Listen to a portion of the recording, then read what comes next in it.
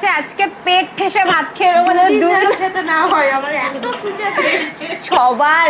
আমি বেরিয়েছি শুধু চা বিস্কুট খেয়ে, 4টে বিস্কুট আর চা, আর ওরা রুটি খেয়েছে। হ্যাঁ খিদে তো পাবে, এখন 3টে বাজে, আমাদের যেখানে 12:30টায় ঢোকার কথা ছিল।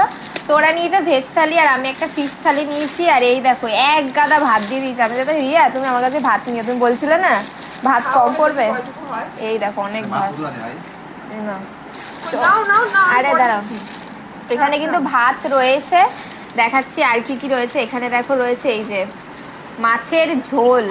তো বিভাসদা তো খাওয়া দাওয়া শুরু করে দিয়েছে। আর এখানে রয়েছে ডাল, এখানে রয়েছে ডাল, তার সাথে রয়েছে পটলের তরকারি। আর এখানে রয়েছে এটা কি গো, শুক্তো।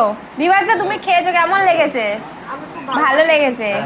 তো চলো এবার খাওয়া দাওয়া শুরু করে, আমি একটু মাছটা টেস্ট করবো যে কেমন হয়েছে। তো চলো খেয়ে দেখি।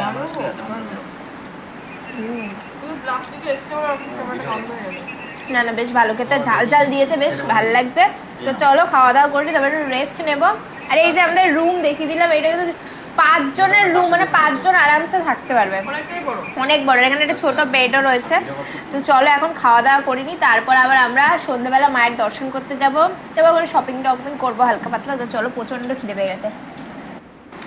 আমরা তো ফ্রেশ